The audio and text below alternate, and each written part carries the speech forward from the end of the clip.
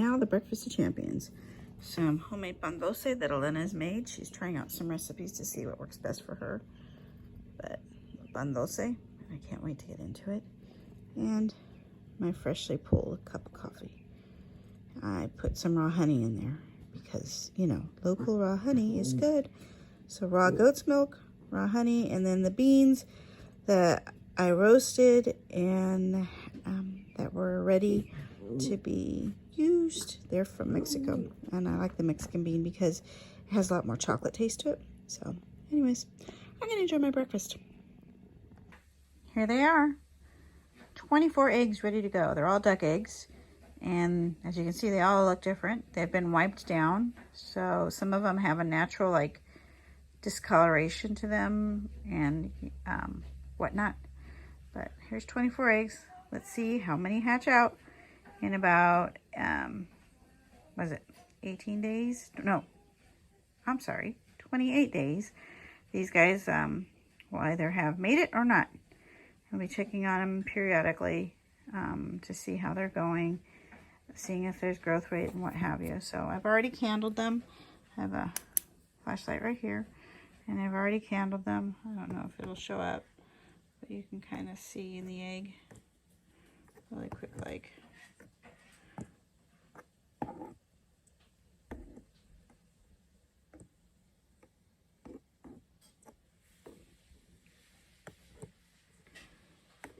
The darker ones are harder to see. So as you can see, there's really kind of, what you're seeing right here at the top is the yolk. I don't know if you can really see it or not. But it's there. There's an air pocket. See, that's the air pocket. You know, when you boil your egg and you get that one little pocket, well, that air pocket, it'll expand the more that the egg, the embryo grows. So that one's a big one. So anyways, it's loaded up. It's ready to go. I'm going to let it sit here and then load it, turn it on tomorrow. So we'll see. It's breakfast time, and Mama got up and ran to get some food, so she got up and left her eggs here for a second. So how many is that? 1, 2, 3, 4, 5, 6, 7, 8, 9, 10, 11, 12, 13, 14, 15 eggs she's sitting. So 15 eggs. And she's coming due soon, so we'll see. Keep an eye out. So these are the roosters we decided to keep. Foghorn and Cornelius. Cornelius likes to challenge us. Excuse me, Cornelius likes to challenge us, or Corny, and Foghorn, he'll challenge if Corny challenges. So you can see the pecking order there. But they're pretty good roosters so far. I mean, they do their job. I like it because they're a big-bodied bird. I mean, look how big he is. I know. Look how big he is. I know, sir. Aren't you a handsome dude? So, between them and the hens, we'll always have chickens. Life's looking good here. One of our chickens laid an egg without a shell. Look at. This is the membrane that's inside the egg. And usually the chickens in the barnyard will get to it before we do, and we usually don't see this. And it could mean anything, you know, chickens having some stress. We could have, we've had a lot of stress because we had 4 roosters at one point, and they were just not being nice to the hens. So, you know, just the stress of that. And then the goats were trying to get into the feed, and so we've had to change the way we feed the chickens. So there's a little stress in that. So this is the egg, and just so you can see the difference, these are clearly hard-shelled eggs. So anyways, that's how easy it is to break apart one of these. It's a fully developed egg, as you can see. But personally, I wouldn't eat one of these because it doesn't have a shell. The shell is a protective barrier. The shell is a protective barrier, so it doesn't have one of those.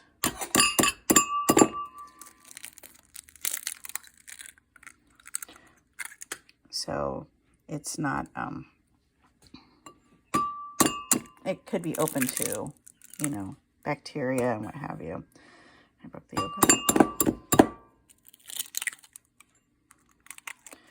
So look at how bright and beautiful those yolks are. Happy chickens. So this is going to go down the sink because of that shell. I just don't trust the bacteria coming. It's sitting on the barnyard floor. So, and I can't wash it. And these are regular chicken eggs. So, happy breakfast. Here we are on the other side of the door, and I've just smoked the moms and we separated it from the babies because it's always just so chaotic. So we tried something new. We locked the, that's lovely. We locked the moms up in, or the milking moms, I should say, because they're all moms, but we locked the milking moms up in the chicken coop back there, and then kicked the kids out because they're milk stealers. So now we're going to open the door. Hayden, go ahead.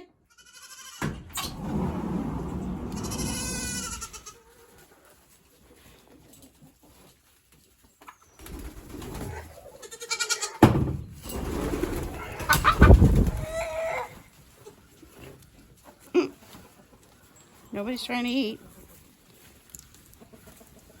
Oh, there we go. Gotta take her. See? Milk stealers. And this is what I battle with. Because we're doing a, you know, a milk share kind of thing. And there she goes. Oh, there's no milk for you. Because I took it. You get it during the day. We're trying to wean these kids, but they're just not cooperating. But that's okay.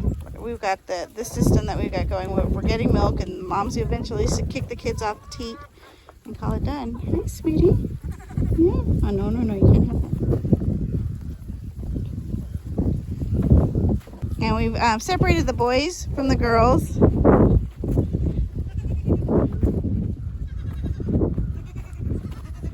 Hey, boys. Because the boys are now teenagers and they can do naughty things. So we've separated the boys from the girls. We don't want any accidental pregnancies with the moms because that'll happen. So we have a few that are actually at 12 weeks old, and everybody's now listed for sale. So we should start seeing these guys start getting out of town here.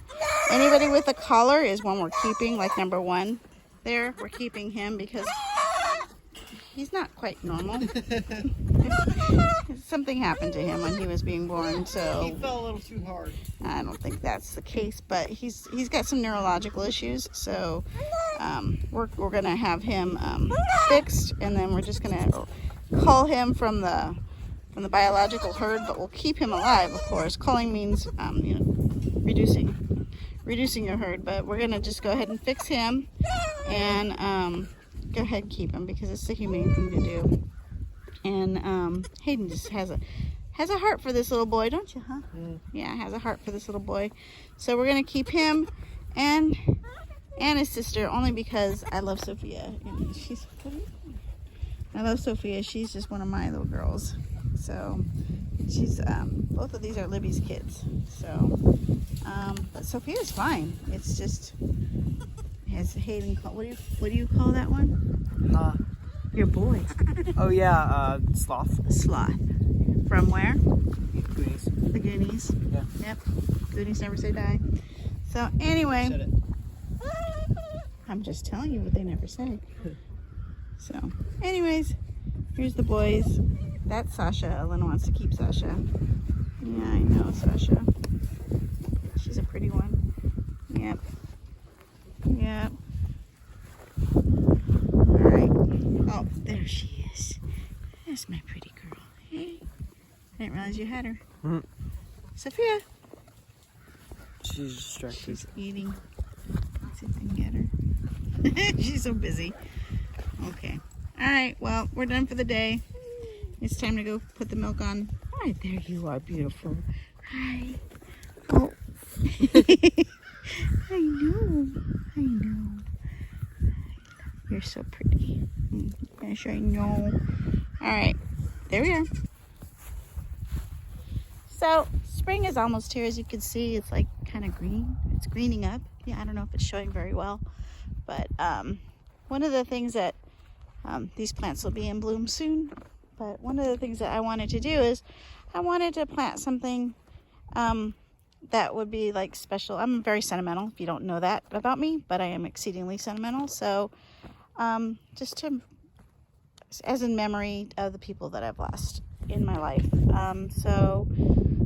People that have touched me and what have you, or even the kids. But so right now we're starting out with rose bushes. And so Elena, my dear darling daughter, planted these for me. So I have 2 rose bushes over here, and then across the drive we have this rose bush here.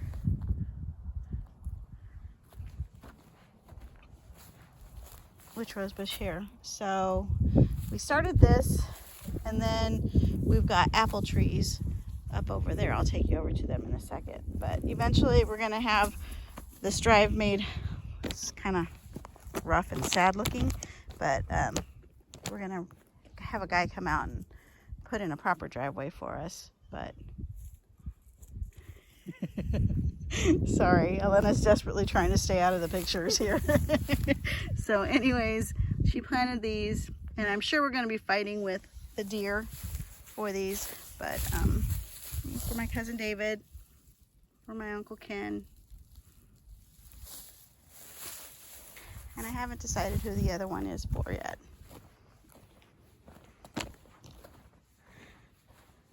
And we got a paradise rose.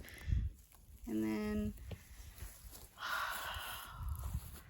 over here, I want to plant a white one. Did we buy a white one? No. No, we did not buy a white one. Over there, that'll be Breakfast's, because Breakfast was a white bunny. And beloved pets and stuff like that. We've got our dogs and ashes that we need to bury at bases of trees because I'm done moving them from place to place. And so here we have some more trees that we've planted. Well, we have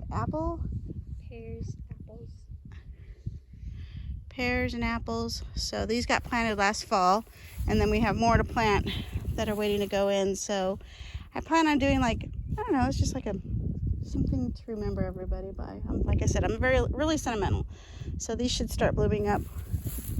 Yeah, a little bit of something going on here, huh, Lena?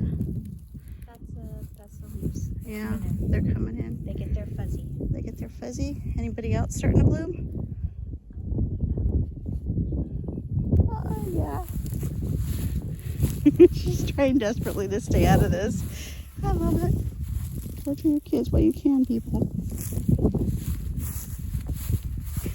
She runs away. All right. Anything going on here? The neighbor had his cows here, but I think he took them to market because they used to come here and visit with us. No? Yeah, right here. Yeah. They're gonna poke through. I think I'm too close. It's going behind. So yeah, this is what we got going on.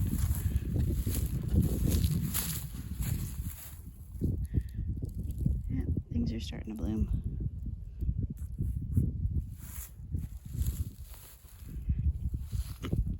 Spring is coming. You can see the little bits of green popping up here and there.